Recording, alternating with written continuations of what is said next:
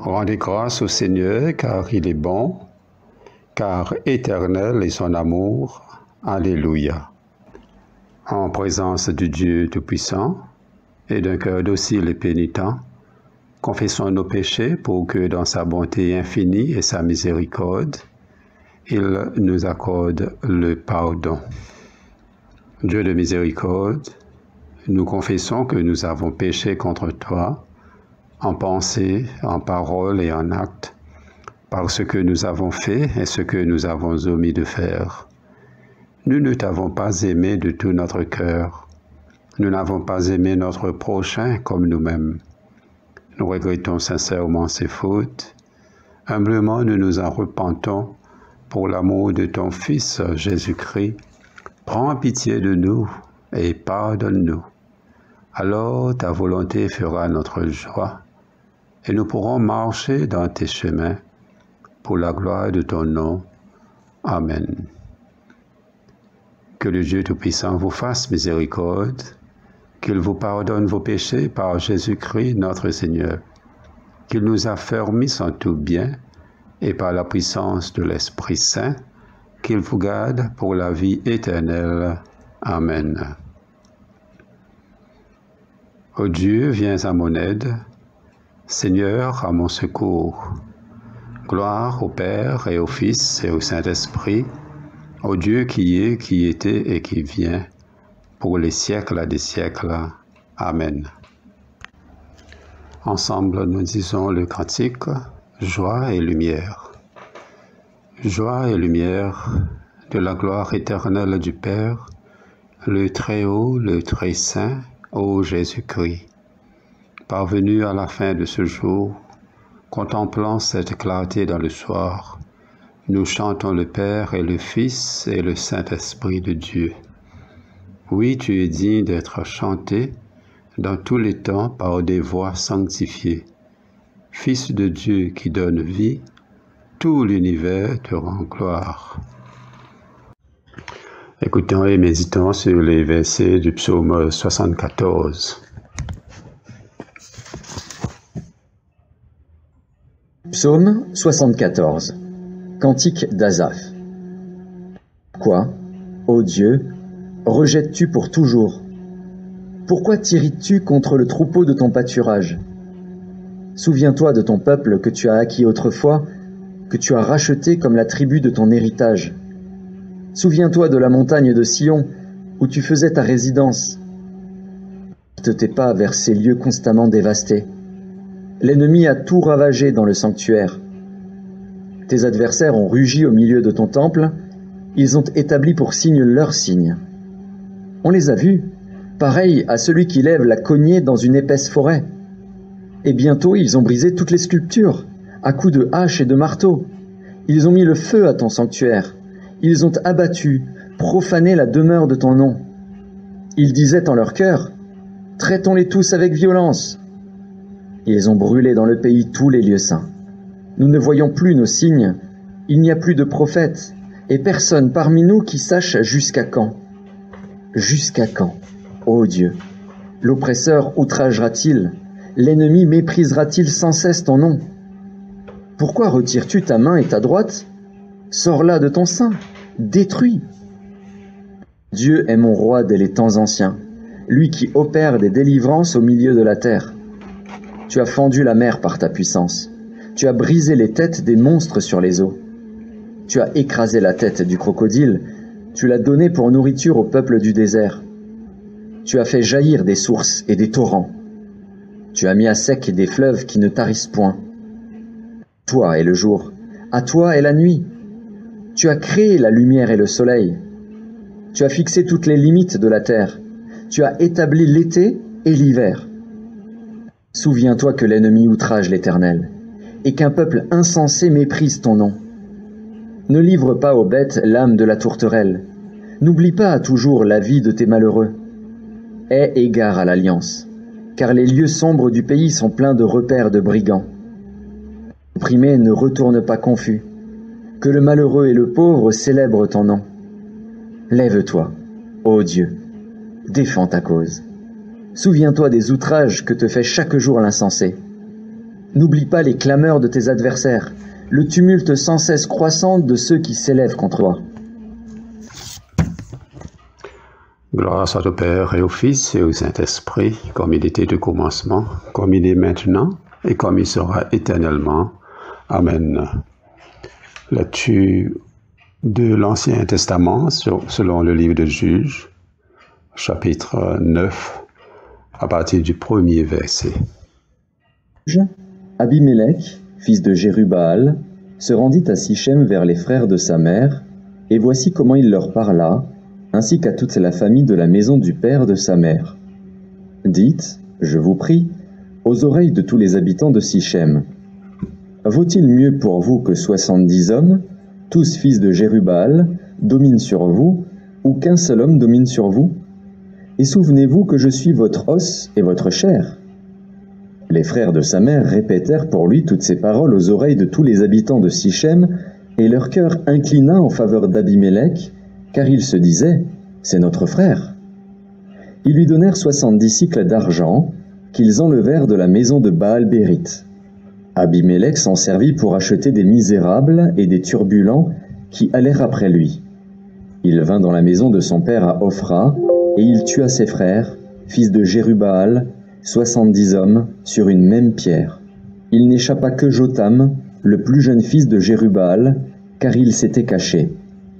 Tous les habitants de Sichem et toute la maison de Mio se rassemblèrent. Ils vinrent et proclamèrent roi Abimélec près du chêne planté dans Sichem. Jotam en fut informé. Il alla se placer sur le sommet de la montagne de Garizim, et voici ce qu'il leur cria à haute voix. « Écoutez-moi, habitants de Sichem, et que Dieu vous écoute. » Les arbres partirent pour aller oindre un roi et le mettre à leur tête. Ils dirent à l'olivier, « Règne sur nous. » Mais l'olivier leur répondit, « Renoncerai-je à mon huile, qui m'assure les hommages de Dieu et des hommes, pour aller planer sur les arbres ?» Et les arbres dirent au figuier, « Viens, toi, règne sur nous. » Mais le figuier leur répondit, « Renoncerai-je à ma douceur et à mon excellent fruit, pour aller planer sur les arbres ?» Et les arbres dirent à la vigne, « Viens, toi, règne sur nous. » Mais la vigne leur répondit, « Renoncerai-je à mon vin, qui réjouit Dieu et les hommes, pour aller planer sur les arbres ?» Alors tous les arbres dirent au buisson d'épines, « Viens, toi, règne sur nous. » Et le buisson d'épines répondit aux arbres, « Si c'est de bonne foi que vous voulez moindre pour votre roi, venez, réfugiez-vous sous mon ombrage. Sinon, un feu sortira du buisson d'épines et dévorera les cèdres du Liban. Maintenant, est-ce de bonne foi et avec intégrité que vous avez agi en proclamant roi Abimélec? Avez-vous eu de la bienveillance pour Jérubbaal et sa maison? L'avez-vous traité selon les services qu'il a rendus?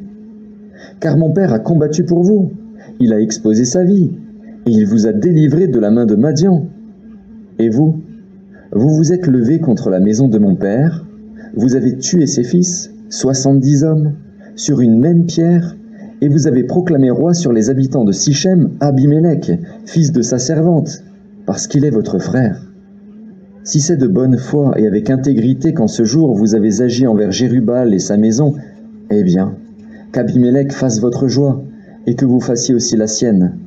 Sinon, qu'un feu sorte d'Abimélec et dévore les habitants de Sichem et la maison de Mio, et qu'un feu sorte des habitants de Sichem et de la maison de Mio et dévore Abimélec. » Jotam se retira et prit la fuite. Il s'en alla à Bér, où il demeura loin d'Abimélec, son frère. Parole du Seigneur. Le texte de l'évangile de ce soir est Luc chapitre 15, les versets 11 à 32. Jésus dit encore, « Un homme a 2 fils. Le plus jeune dit à son père, « Père, donne-moi ma part d'héritage. » Alors le père partage ses richesses entre ses 2 fils. Quelques jours après, le plus jeune fils vend tout ce qu'il a reçu et il part avec l'argent dans un pays éloigné. Là, il se conduit très mal et il dépense tout son argent. Quand il a tout dépensé, une grande famine arrive dans le pays et le fils commence à manquer de tout. Il va travailler pour un habitant de ce pays. Cet homme l'envoie dans les champs garder les cochons. Le fils a envie de manger la nourriture des cochons. Mais personne ne lui en donne. Alors il se met à réfléchir. Il se dit, « Chez mon père, tous les ouvriers ont assez à manger, et même ils en ont trop. Et moi ici, je meurs de faim. Je vais partir pour retourner chez mon père, et je vais lui dire, « Père, j'ai péché contre Dieu et contre toi. Je ne mérite plus d'être appelé ton fils. Fais comme si j'étais l'un de tes ouvriers. » Il part pour retourner chez son père. Le fils est encore loin, mais son père le voit. Et il est plein de pitié pour lui. Il court à sa rencontre.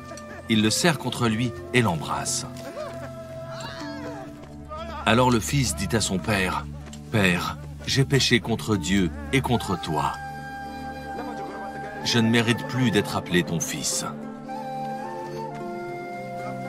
Mais le père dit à ses serviteurs, « Vite, apportez le plus beau vêtement et habillez mon fils. Mettez-lui une bague au doigt et des sandales aux pieds. Amenez le veau qu'on a fait grossir et tuez-le. Mangeons et faisons la fête. Oui, mon fils qui est là était mort et il est revenu à la vie. Il était perdu et il est retrouvé. » Il commence à faire la fête. Pendant ce temps, le fils aîné travaillait dans les champs. Quand il revient et s'approche de la maison, il entend de la musique et des danses. Il appelle un des serviteurs et il lui demande ce qui se passe. Le serviteur lui répond, « C'est ton frère qui est arrivé. Et ton père a fait tuer le gros veau parce qu'il a retrouvé son fils en bonne santé. » Alors le fils aîné se met en colère et il ne veut pas entrer dans la maison. Le père sort pour lui demander d'entrer. Mais le fils aîné répond à son père, « Écoute, depuis de nombreuses années, je travaille pour toi. Je n'ai jamais refusé d'obéir à tes ordres. Pourtant, tu ne m'as jamais donné une petite chèvre pour faire la fête avec mes amis. Ton fils qui est là a mangé tout ton argent avec des filles, mais quand il arrive, tu fais tuer le gros veau pour lui. » Le père lui répond, « Mon enfant, toi tu es toujours avec moi, et tout ce qui est à moi est à toi. Mais il fallait faire la fête et nous réjouir. En effet, ton frère qui est là était mort et il est revenu à la vie. Il était perdu et il est retrouvé. »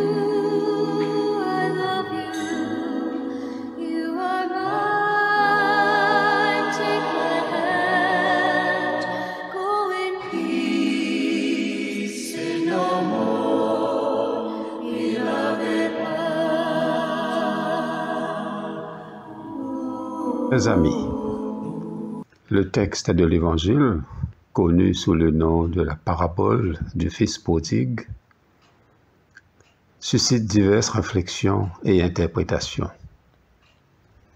Tout d'abord, sa parabole-là lui met en lumière un thème tels que le pardon, la rédemption et l'amour inconditionnel. Il souligne la capacité de l'individu à se repentir, à changer et à être accepté, quelle que soit son erreur du passé. Cependant, en analysant cette parabole plus en profondeur, et dans certaines questions et préoccupations qui sont capables d'émerger. Par exemple, nous trouvons l'image du Père qui accueillit chaleureusement son fils prodigue, ça capable d'être trouvé comme il était trop clément. Et nous capables aussi arguer que sa l'attitude-là n'est pas prend compte assez de la responsabilité et de la nécessité de rendre compte pour bon acte passé. Certains démons aussi capables questionnent l'absence de femmes, d'une présence féminine dans cette parabole, parce que nous trouvons qu'il n'y a aucune mention, aucun signal qu'il y a une présence féminine. Mais nous aussi capables d'apprendre beaucoup de choses concernant, par exemple, sur les deux frères, notre relation, et aussi sur le rôle du papa pour créer une relation saine entre les deux frères et entre les enfants et le papa. En ce qui concerne la relation entre les deux frères, sa parabole-là lui met en évidence une dynamique complexe et tendue. Ce fils cadet lui demande son part d'héritage et il quitte la maison pour y vivre la vie de débauche. Et automatiquement, cela lui crée une distance émotionnelle et une rupture entre les deux frères. Et quand le fils prodigue lui retournait, le fils aîné lui manifeste de la jalousie et de l'amertume envers l'accueil chaleureux qu'il a réservé à son frère. Et cela lui révèle une relation marquée par la rivalité, la méfiance et l'incompréhension. Et au sujet du rôle du père, nous trouvons qu'il joue un rôle central dans la parabole et lui démontrer une qualité qui favorise la réconciliation et la guérison entre les deux frères. Tout d'abord, il y a un symbole d'amour inconditionnel et de miséricorde. Malgré bonne action du fils cadet, il laisse ses enfants-là aller. Il y accorde lui son part d'héritage. Et quand il est revenu, le papa accueille avec compassion, embrasse-lui et pardonne son bonne erreur. Cette attitude-là, il témoigne de la volonté de restaurer la relation et de sa capacité pour faire une seconde chance. Il sortit pour accueillir ce fils prodigue et il supplie lui pour accepter l'amour et le pardon qu'il peut gagner offert. Il invite également le fils aîné à se joindre à la célébration et à trouver en lui la force d'accepter la réconciliation. Et le père y agit comme médiateur entre les deux frères. Et il cherche à créer un espace que les deux frères capables de se retrouver, se comprendre mutuellement et se réconcilier. Enfin, le papa lui manifeste la joie débordante à l'égard du retour de son fils prodigue. Il y organise une fête pour célébrer son retour et exprime sa gratitude et sa satisfaction. Cette attitude joyeuse-là et généreuse lui montre son désir profond de voir son bon enfant unis et heureux. Maintenant, nous essayons de tirer une leçon spirituelle ou bien chrétienne de cette histoire. L'histoire du fils prodigue résonne avec force dans nos cœurs et vive une claire compréhension de la relation entre Dieu et l'humanité. Nous sommes confrontés à une réalité de la nature humaine, représentée par le fils prodigue, qui en quittant la maison paternelle, il laisse être séduit par un plaisir éphémère du monde. Et son choix conduit à une vie de dissipation et de perte, la vie éloignée de l'amour et de la vérité. Ça, l'expérience-là, il rappelle-nous que chacun de nous capables, trouve-nous être égarés, le bon chemin erroné, loin de la voie de Dieu. Cependant, malgré sa dérive-là, la parabole y met en évidence la miséricorde infinie de Dieu. Quand le fils prodigue réalise son erreur et il fait le choix de revenir vers son père, il gagne accueilli avec abondance de compassion et d'amour. C'est l'image du père là qui court à la rencontre de son fils, lui évoque la générosité et la joie de Dieu quand un pécheur lui repentit et lui retourne vers Dieu. C'est un rappel puissant de la grâce qui gagne offert à chacun de nous, quelle que soit l'ampleur de nos bonnes fautes. De même, le personnage du fils aîné soulève une réflexion importante. Son réaction de jalousie et de ressentiment face à l'accueil chaleureux qui gagne réservé à son frère, lui témoigne de bonnes limites de nos compréhensions humaines. Lui souligner que nous en se penchant à juger et à nous enfermer dans une mentalité de mérite et de justice. Souvent dans l'Église, nous trouvons cette bonne situation-là que du monde réclame le mérite et la justice parce que je t'engage dans l'Église, je fais beaucoup de choses pour la communauté de foi. Mais dans cette histoire, nous trouvons que le Père, avec sa patience et sa bienveillance, lui enseigne-nous que l'amour de Dieu n'est pas limité par dans une logique de dédommagement ou bien de rémunération. Mais au contraire, la logique de Dieu lui transcende nos bonnes limites humaines pour offrir le pardon et la réconciliation. Sa parabole-là invite-nous à méditer nos propres relations avec bon Dieu. Il rappelle-nous que nous tous, nous, comme un bon fils prodigue, bon pécheur qui en a besoin de la grâce et du pardon divin. Il encourage-nous à nous tourner humblement vers Dieu, à reconnaître nos bonnes erreurs et à rechercher la réconciliation avec lui. Et dans la bonté infinie, Dieu l'y accueille à bras ouverts. Tout découle de la grâce et lui offre-nous une nouvelle chance de vivre en communion avec lui.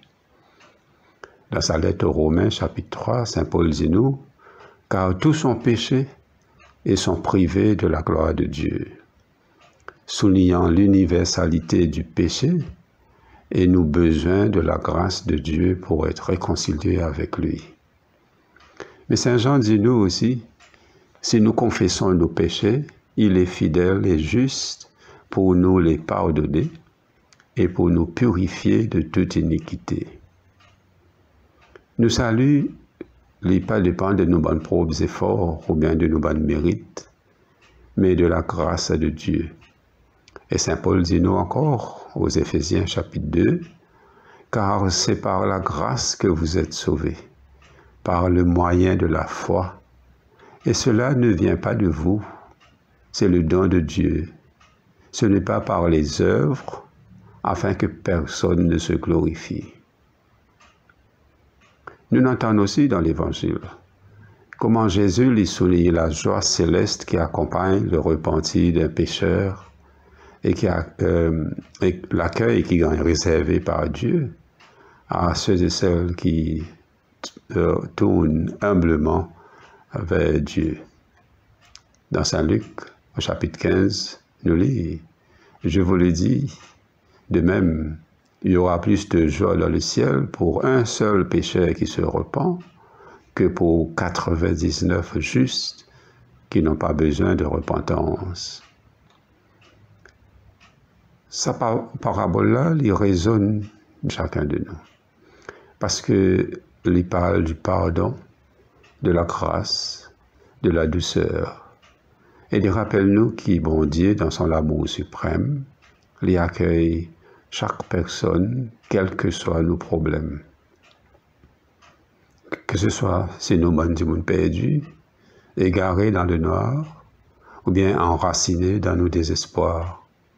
Le Père Céleste lui offre nous son les bras, sur la main, rempli de l'espoir, et lui prêt pour accueillir nous, pour offrir nous sur la gloire. Oui, oui, nous, tous nous sommes fils prodigues de la vie, mais en Dieu nous trouvons la grâce infinie. Et de sa parabole-là, nous apprenons que la réconciliation et la guérison de bonnes relations familiales nécessitent l'amour, le pardon, la médiation et la volonté de créer un espace de compréhension mutuelle. Et le Père, dans cette histoire-là, il incarne sa bonne qualité. Rappelle-nous l'importance de cultiver bonnes relations basées sur l'amour inconditionnel et la réconciliation dans nos propres vies. Dans ce bras, le Père nous trouve la guérison. Dans son amour, nous trouve la rédemption. Alors que nous, les cœurs, capables d'être remplis d'empathie, et que comme le Fils prodigue retrouvant son foyer, nous aussi, nous capables de trouver la plénitude de l'amour divin, que nous capables d'être éclairés dans la vie. Et que cette histoire-là, elle résonne en nous profondément, elle inspire nous à vivre pleinement et sereinement dans la grâce et le pardon, en communion avec les autres. Auprès de Dieu notre Père, nous trouvons l'espérance pour la vie remplie de joie, de grâce et de bienveillance. À nous enracine de la vie dans cette parabole et à nous laisse l'amour de Dieu être notre humble ornement qui vient orner la vie afin que nous la vie de famille ou bien notre vie d'église capable d'être comme un chant unifié. Et ainsi, nous sommes capables de célébrer l'amour, la réconciliation et la liberté. Que cette parabole, donc, vient toucher notre vie d'une manière spéciale ce soir. Au nom du Père et du Fils et du Saint-Esprit. Amen.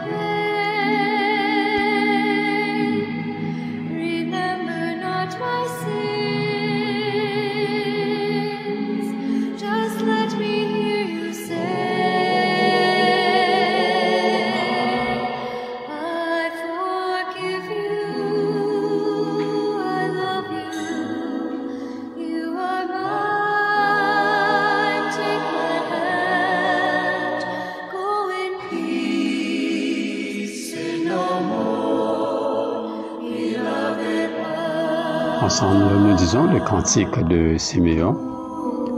Maintenant, ô Maître souverain, tu peux laisser ton serviteur s'en aller en paix selon ta parole.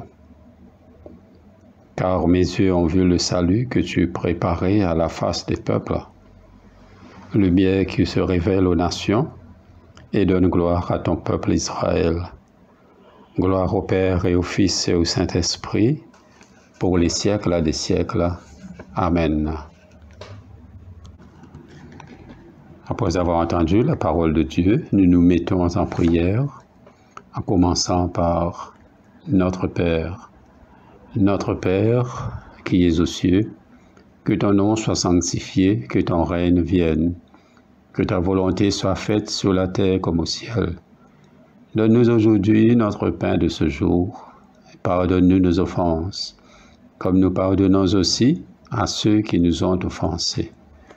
Et ne nous soumets pas à la tentation, mais délivre-nous du mal, car c'est à toi qu'appartiennent le règne, la puissance et la gloire, pour les siècles des siècles. Amen. Prions le Seigneur. Après chaque prière, nous allons dire ensemble, « Fils du Dieu vivant, sauve-nous. Fils du Dieu vivant, sauve-nous. Nous t'adorons, Jésus notre Sauveur, toi qui as détruit la mort par ta croix. Ensemble, Fils du Dieu vivant, sauve-nous. Tu es la pierre qu'avaient rejetée les bâtisseurs. Tu es devenu la pierre d'angle. Fais de nous tous les pierres vivantes de ton Église. Ensemble, Fils du Dieu vivant, sauve-nous. Tu es le témoin fidèle, le premier d'entre les morts. Donne à ton Église de savoir témoigner sans défaillance au milieu de ce monde. Ensemble, Fils du Dieu vivant, sauve-nous. Tu es le premier et le dernier, toi qui es mort et qui as repris la vie. Garde-nous jusqu'à la mort fidèle à la foi de notre baptême. Ensemble, Fils du Dieu vivant, sauve-nous. Tu es la lumière et le soleil de la cité de Dieu. Répands ta clarté sur les fidèles qui meurent pour qu'ils vivent avec toi à jamais. Fils du Dieu vivant, sauve-nous. Dieu d'amour, tu donnes la vie éternelle aux hommes en les faisant renaître par le baptême et par la foi. Sanctifie-nous dans le Christ et conduis-nous par ta grâce jusqu'à la gloire qu'il possède en plénitude. Lui qui est vivant et qui règne pour les siècles des siècles. Amen. Pour ceux qui t'aiment, tu as préparé, Seigneur, des biens qu'on ne saurait concevoir. Répands en nos cœurs un tel amour pour toi, que t'aimant en toutes choses, et par-dessus tout, nous obtenions de toi l'héritage promis qui surpasse tout désir. Par Jésus-Christ notre Seigneur, qui vit et règne avec toi et le Saint-Esprit, un seul Dieu, dans les siècles des siècles. Amen. Nous prions pour la protection divine et pour la présence du Christ. Ô Dieu, tu es la vie de tous les vivants, la lumière des croyants, la force de ceux qui peinent et le repos des défunts. Nous te rendons grâce pour les bienfaits de ce jour qui s'achève et nous implorons ta protection pour la nuit qui vient. Conduis-nous en sûreté jusqu'aux heures du matin. Nous te le demandons par celui qui est mort et ressuscité pour nous, ton Fils Jésus-Christ, notre Sauveur. Amen.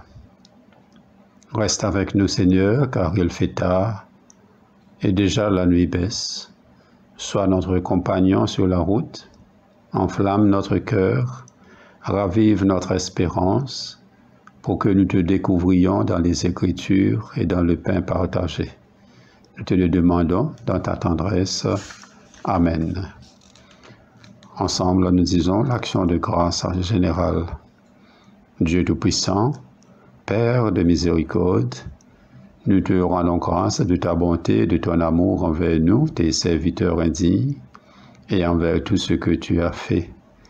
Nous te bénissons parce que tu nous as créés, tu nous protèges et tu nous combles des bienfaits de cette vie. Mais surtout parce que dans ton amour inépuisable, tu as racheté le monde par ton Fils Jésus-Christ et tu nous donnes les moyens de recevoir ta grâce et l'espérance de la gloire sans fin. Nous t'en prions, rends-nous sensibles à ta miséricorde pour que nous te rendions gloire d'un cœur reconnaissant, non seulement de nos lèvres, mais par toute notre vie, en nous mettant à ton service et en marchant devant toi dans la justice, dans la sainteté, tout au long de nos jours. Nous te le demandons par ton Fils, Jésus le Christ, notre Seigneur. Amen. Nous allons conclure ce temps de prière en disant ensemble la prière de Saint Jean Chrysostome. Dieu Tout-Puissant, toi qui nous as accordé la grâce de t'adresser d'un cœur unanime notre prière commune, Tu as promis par ton Fils que lorsque 2 ou 3 se réuniraient en son nom, je serai au milieu d'eux. Comble maintenant, Seigneur, nos désirs et nos vœux, selon ce qui nous est utile. Donne-nous en cette ville la connaissance de ta vérité et dans le monde à venir la vie éternelle. Amen. Bénissons le Seigneur, nous rendons grâce à Dieu. Que le Dieu Tout-Puissant nous bénisse et nous garde, lui qui est le Père, le Fils et le Saint-Esprit. Amen. Je vous remercie de votre présence, de votre écoute et votre participation à cette prière du soir. Que la paix du Seigneur soit avec vous.